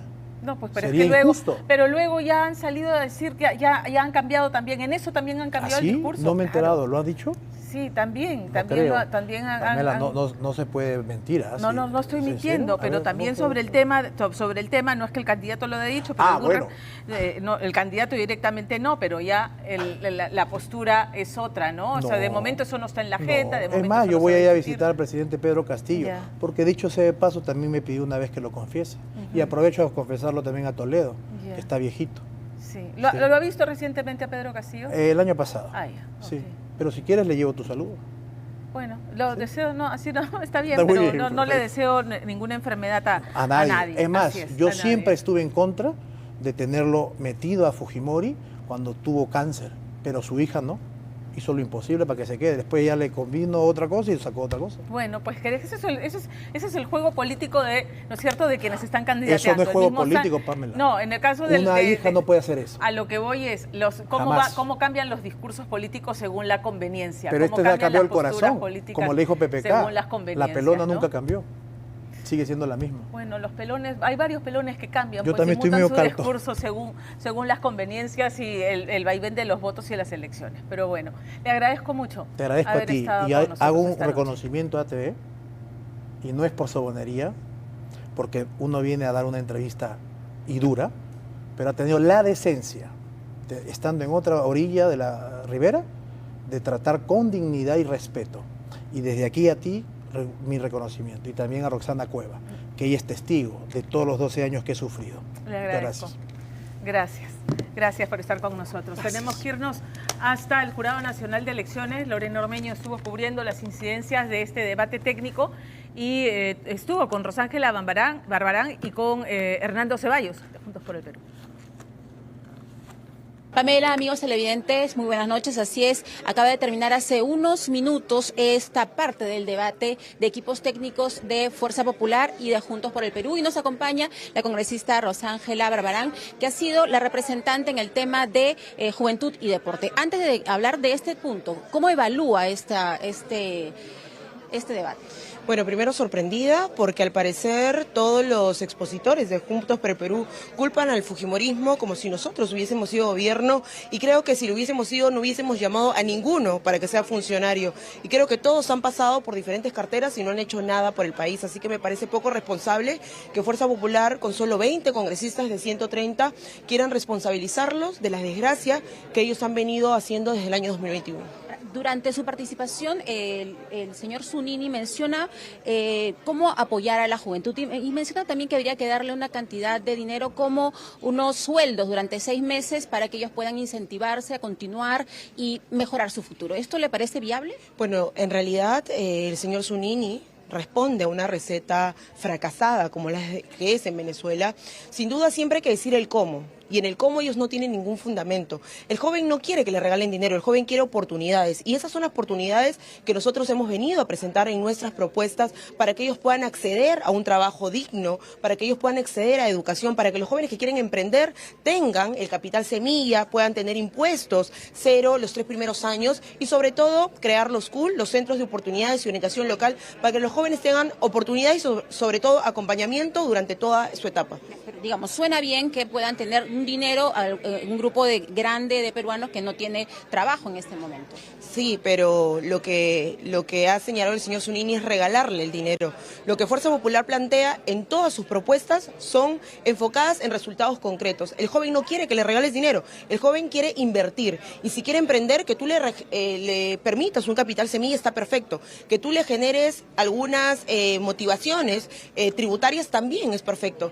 Pero yo no puedo pedirle mucho nuevamente a un partido cuya receta fracasada de Venezuela para ellos es lo que presentaron el día de hoy y lo que tiene su plan de gobierno. Finalmente, el señor Franque, que era, digamos, lo más importante de este grupo, de parte de Juntos por el Perú, tenía que haber explicado el cómo y no lo escuché. Pero él ha dicho algo importante en esta situación, es que la responsabilidad no solamente recae en ellos, sino en Fuerza Popular. Yo le pregunto si hay algo que reconocer en el camino de algo que podrían haber cambiado durante estos años en que han sido parte del Estado. Pues no son ustedes, son congresistas. Nosotros en el Parlamento no podemos, por ejemplo, tomar decisiones de política fiscal. Sin embargo, hay que aceptar que han habido varias normas que han calado y que el Consejo Fiscal se ha pronunciado y yo creo que por supuesto tienen que ser revisadas. Sin embargo, lo que tiene que quedar claro es que las decisiones recaen en los ministerios y desde el Ministerio de Economía ha habido una pésima gestión. Han optado por regalarle dinero a Petroperú y miren los resultados que tenemos hoy. ¿Le cree que no va a haber estatización? De ninguna forma, ellos cambian de discurso cada vez que cambian de sombrero y eso es lamentable para todo un país que espera respuestas concretas. Muy bien, muchísimas gracias. Ella se va porque tiene que atender a la prensa. Nosotros vamos a mantenernos en este punto. Adelante ustedes. Bien, Lorena también conversó con Hernando Ceballos, que es miembro del equipo técnico voceado como posible ministro de Salud, repitiendo el plato porque ella ha sido ministro de Salud de Pedro Castillo, esta vez de Roberto Sánchez, si es que gana el balotaje. Vamos a escucharlo. Así es, nosotros continuamos aquí y nos acompaña el exministro Hernando Ceballos para contarnos un poquito cómo evalúa esta presentación que han tenido los dos equipos. Bueno, yo creo que ha sido interesante porque la gente a nada pues ha podido interesarse de algunas líneas centrales de las propuestas de gobierno. Tal vez, como usted dice, hubiera sido mejor profundizar en estas propuestas, en estas formas de ver cómo tiene que marchar este país. Hablemos de salud, por ejemplo. Sí, pero creo que aquí se han planteado dos cosas. Un planteo de decir, estamos muy bien, vamos a seguir adelante, la finanza la vamos a hacer vendiendo Petroperú, de ahí vamos a sacar las finanzas. Estatizando tampoco la fórmula, como pero aparece en el plan de gobierno. No, la otra cosa es decir, señores, acá se exonera a muchas empresas que no lo necesitan de impuestos. Lo de las agroexportadoras es un ejemplo clarísimo, porque es de las empresas que mejores ingresos tienen en el país, y caramba, las exonero en más de 20.000 millones para los próximos 10 años, cuando tenemos un 55% de los cesantes y jubilados que no tienen ninguna pensión jubilatoria, 52% de la población en riesgo, la gente va a los establecimientos y no encuentra lo que necesita para curarse. El 1% de la población peruana tiene el control del 45% de lo que es el PBI. ¿Eso es justo? No podemos buscar un país con más equidad. Claro, me parece bien, pero ¿cómo lo haríamos? Aquí es el cómo. Por ejemplo, en el tema de salud. ¿Cómo mejoraríamos? La primera cosa es que tenemos que indignarnos con eso. Y no se indigna Fuerza Popular. Fuerza Popular está muy contento con eso porque cree que el crecimiento es lo más importante aunque no haya derechos. Se nos han muerto 250.000 peruanos por la pandemia. ¿Por qué se han muerto esa cantidad de gente y en otros países del mundo no? O sea, que se ha muerto de casualidad, porque el virus era más agresivo. No, se ha muerto por la miseria, porque hemos crecido y no tenemos una política redistributiva. Entonces, eso tiene que cambiar. Necesitamos una política redistributiva, con solidaridad, con desprendimiento. ¿Por qué? Porque es la única forma de tener un país viable. No se trata de izquierda o derecha. Muy bien. Primera medida que haría usted en el caso de que fuera elegido el señor Sánchez, si usted volviera a ser ministro, bueno, fuera ministro en este caso. Primera medida para lograr que la salud empiece a ser más humana, como usted señaló. La primera cosa es establecer la gratuidad del primer nivel de atención. El primer nivel de atención no solo tiene que ser gratuito, sino tiene que ser reforzado. ¿En qué sentido? La gente de un establecimiento tiene que encontrar un conjunto de especialidades donde pueda resolver el 80% además de sus enfermedades. Evitaríamos las colas en los hospitales y la gente resolvería su problema de manera más cercana. Necesitamos cerca de 5.000 equipos que trabajen en los aspectos preventivos promocionales saliendo a la comunidad. Necesitamos tratar de otra manera al personal de salud, donde necesitamos nombrar a la gente, una política de medicamentos. Usted sabe que el Perú no produce ni un paracetamol, ni una aspirina, y tenemos que someternos al chantaje de las grandes empresas farmacéuticas internacionales. Yo me voy a quedar con algo que usted mencionó que debería ser importante, no solo para ustedes, sino para el otro plan de gobierno, salud mental. Importantísimo incidir ahí y bueno, va a haber mucho tiempo todavía, hay todavía 14 días para decidir, así que gracias por su tiempo y bueno, volvemos a estudios. No, usted, muy amable. Muchísimas gracias, Lorena. Vamos con la historia de Everardo Zapata Santillana. Por ahí no le suena, pero si yo le digo, le hablo de este libro con el que todos aprendimos a leer, con esas frases tan simples, tan sencillas. Mi mamá me ama. Hablo del libro Coquito. 7 generaciones de peruanos hemos aprendido a leer con el libro Coquito y finalmente cuando el maestro Everardo está a punto de cumplir 100 años, un equipo de cineastas entendió que era el momento de inmortalizar esta historia porque con su libro, con su obra, marcó un hito en la educación peruana. Entonces, en vida, el Perú le va a dar el abrazo colectivo que merece, inmortalizando su historia en el cine. Y recordemos un poco la historia de Everardo Zapata, maestro en una escuela rural en Arequipa. Se da cuenta que a los chicos, a los niños les costaba mucho leer porque el sistema era difícil, era complicado. Y escribe su libro, Con mi mamá me ama, ¿no es cierto? Cosas tan sencillas, tan cotidianas, y así aprendieron a leer. Entonces, este equipo, como les digo, ha decidido llevar su vida, su biografía a la pantalla grande, pero además con algunos episodios ficcionados. Les vamos a presentar esta noche a los actores que le dan vida a esta historia íntegramente rodada en Arequipa y por supuesto la aparición especial, estelar del propio Everardo en la película. Una nota muy emotiva que no puede dejar de ver de Percy Guzmán. ¿Qué significa Coquito para usted? Es que lo quiero como yo. ¿Por qué se emociona? ¿Por qué las lágrimas? Porque no pensé que tendría un éxito total. Es el libro que enseñó a leer a todo un continente. La obra que transformó la educación en el Perú y que hoy, después de décadas de acompañar a millones de niños, se prepara para dar el salto más ambicioso de su historia, la gran pantalla. Hola, soy Lucas Tadeo Mamanio Bando, arequipeño de corazón, actuando de Coquito de niño. No se lo pierdan. ¡Acción! Parte. Hola, soy Alexander Blas y aquí desde Arequipa. Estamos en pleno rodaje de la película Coquito. Yo voy a interpretar al señor Cusi. ¿Quieren saber quién es? Pero, ¿cómo nace esta leyenda que ha sobrevivido al tiempo? Para entender el fenómeno hay que retroceder 7 décadas, hasta las aulas de una humilde escuela rural en Arequipa. Allí, un joven y observador maestro notó algo que cambiaría su vida y la de millones para siempre. Los métodos de lectura de la época eran rígidos, ajenos y sobre todo ineficaces para la realidad del niño peruano. ¿Y ¿Usted cómo se le ocurrió? ¿Cómo hizo ese método? ¿Cómo lo pensó? El español es una lengua transparente, o sea que se lee como se escribe y se escribe como se lee.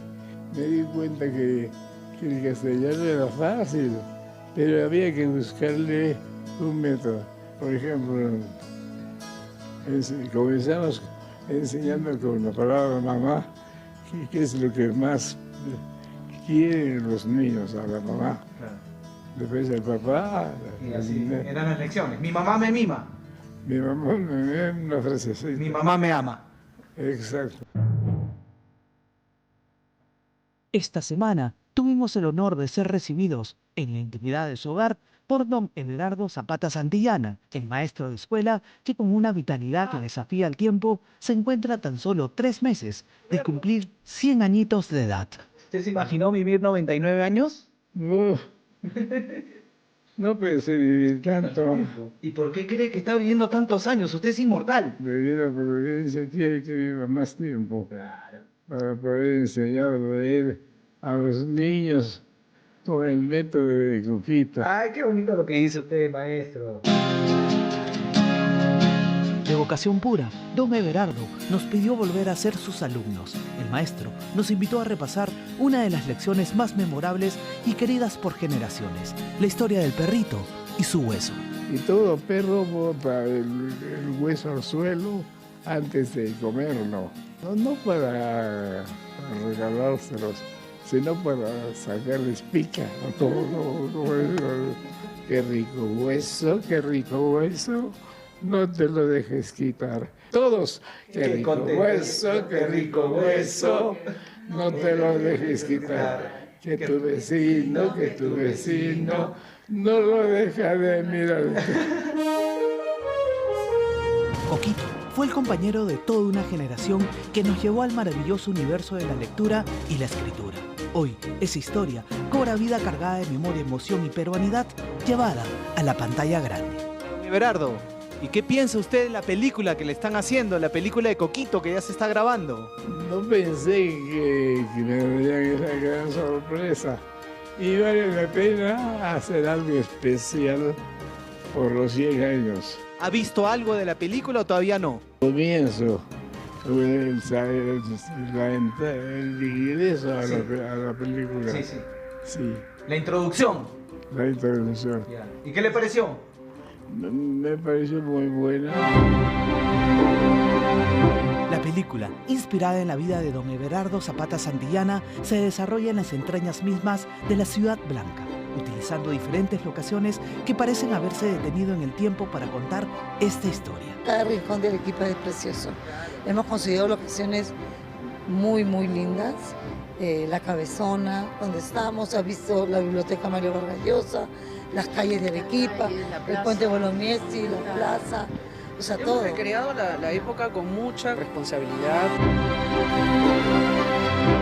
La dirección ha recaído en el reconocido cineasta Eduardo Guillot, quien asume ahora el reto de retratar la vida del maestro más querido del Perú. Nos basamos en la vida de don Everardo Zapata, contamos un poco su vida, pero también creamos en ficción a Coquito. Eso es lo interesante, porque esta es una historia familiar, ¿no? Es una historia, creo que tiene que ver mucho con el Perú en términos de filmada en Arequipa, que creo que es uno de los puntos más interesantes que tiene esta película, porque toda la película se ha filmado en Arequipa. Además, tenemos unos personajes que son estos niños que nunca han actuado. Entre los grandes aciertos de este casting, destaca un nombre que promete conmover al país, el debut actoral del pequeño Lucas Mamani, quien con apenas 9 años de edad carga sobre sus hombros la responsabilidad de interpretar al niño que dio nombre al libro y dar vida al Coquito, de carne y hueso. Me siento muy, pero muy feliz y orgulloso de mi personaje, porque es primera vez que actúo en una película. Mira tú, ¿y cómo así? En Instagram había casting para una película de Eduardo Guillot. Ya, el director. Ajá. ¿Ya? Estuvimos en un rato y me escogieron para Coquito. ¿Y cómo fueron las grabaciones? Un poquito estresantes. ¿Cuántos días más o menos has estado grabando? Más de 5 semanas. ¿Y fue fácil para ti aprender los guiones? Sí. ¿Cómo lo actuabas? A ver, enséñame ya, yo soy tu amigo. Está molesto. ¿Quién, el profesor? No, el inspector. Lo va a matar. Sígueme, trae tu espada. Y salíamos corriendo. Listo, gracias, ¿ah? Te pasaste, ¿ah? Ya. Me gusta que hayas hecho el papel de Coquito. El encargado de interpretar a don Everardo Zapata Santillana es Luis José Ocampo, joven actor con una década de trayectoria en la escena artística, especialmente en novelas. Con 32 años, asume el desafío más grande de su carrera, con su primer papel protagónico en Coquito, la película. Bastante feliz de poder tener la oportunidad de ser un protagónico. Creo que es el sueño con el que iniciamos esta carrera. También el honor de poder interpretar a Everardo Zapata Santillana. No es cualquier persona, ¿no? Claro. Es un personaje relevante ya de la historia del Perú. Es una familia donde prevalece el amor, la solidaridad, la honestidad, la fraternidad que tienen, ¿no? Son muy nobles. Me han recibido prácticamente con los brazos abiertos y haciéndome sentir que fuese el mismo Everardo, ¿no? Otro de los nombres que ha causado una grata impresión entre el equipo de realización y producción es el de Alexander Blas, reconocido por su éxito como empresario en el Emporio de Gamarra y por su ascendente carrera como cantante. El llamado Príncipe de Gamarra debuta oficialmente en la pantalla grande, sumándose a un elenco que combina experiencia y nuevos talentos. Yo lo conocí a él en una novela del Barro Producciones y desde ahí no lo he vuelto a ver y me doy con la grata sorpresa de verlo aquí y bastante contento por él. Listo, ¿qué tal? Revivir toda esta gran historia. Yo estuve ayer con el maestro Everardo, de verdad quedé maravillado. A sus 100 años todavía se atrevió a cantar una canción en quechua. La patadita de la suerte, dale, empieza el nombre, ¿no? El sol abre la mañana, la brisa empieza a cantar. Alexander Blas también es el productor musical de Coquito, la película. En esta aventura lo acompaña la joven y talentosa actriz Elisa Costa, quien tiene la misión de interpretar a Lucía, novia de Everardo Zapata y la eterna compañera de las aventuras del libro Coquito desde 1955. Elisa y Alexander nos presentan una pieza fundamental de la banda sonora de esta película. Lucía canta esta canción. En ese momento ella está rodeada de niños. Es una canción que abre una puerta mágica porque es súper Disney, es súper familiar la película para que vayas con tus hijos y también vivas tú lo que fue Coquito. Con palabras lo podemos lograr. La semana pasada, nuestras cámaras fueron testigos de un momento crucial en el rodaje, el registro de la última etapa de grabación en la ciudad de Arequipa. Muy bien, amigos, tremendo honor. En la biblioteca donde se guarda la colección privada de Mario Vargas Llosa se está grabando una escena muy importante de la película de Coquito. Es aquí donde nace el libro. Ahí vemos cómo están en pleno ensayo para el rodaje. Tras dejar los pasillos de la biblioteca Mario Vargas Llosa, nos dirigimos junto a todo el equipo de producción hacia la emblemática Plaza San Francisco. En este escenario, las cámaras captaron una secuencia clave, la participación de Alexander Blas, quien se sumerge en la piel de Cusi, un personaje que interactúa de manera fundamental con el protagonista. Un emprendedor, el señor Cusi, trabaja en una imprenta importante donde el maestro, cuando fue buscando la posibilidad de hacer su primera impresión, pues como todo, ¿no? Al principio las puertas se cierran, ¿no? Y de eso precisamente este personaje es testigo de una negativa y se percata de esta gran posibilidad de que este libro sea algo trascendental y se anima a apoyarlo, ¿no? Y ya el resto es historia. La historia vuelve a juntar a los actores en un escenario cargado de mística, en una antigua oficina de la Iglesia Virgen de la Merced, un rincón minuciosamente ambientado en 1955. Se cierra finalmente el trato para la primera impresión del libro Coquito. Cámara corre. 9312. Acción. Podríamos empezar con 2000 libros para empezar. Yo estaba pensando que podríamos empezar con unos 20.000. Primero asegúrese de que el libro se venda. Empezó en Arequipa. ¿Cuánto costaría? 26.000 soles. y yo subiría el costo y vamos de porcentaje. ¿Me parece? De acuerdo. Pero más allá de la ficción, existe el libro Cero, aquel primer ejemplar de la histórica impresión de 1955 que, contra todo pronóstico, aún perdura intacto al paso del tiempo. Considerado hoy como parte del patrimonio cultural del país, esta joya bibliográfica de páginas amarillentas es guardada celosamente por los hijos de don Everardo Zapata. Coquito es arequipeño. Y educación. Nació en Arequipa en 1955. Es decir, que ya son 72 ediciones del libro Coquito. Calculamos 10 años por generación, son 7 generaciones que han utilizado y siguen utilizando el libro Coquito. Por lo tanto, las personas de 78 años han aprendido a leer con Coquito. Entonces, Coquito ha conquistado el corazón no solo de los arequipeños, sino también de todos los peruanos y también de Hispanoamérica.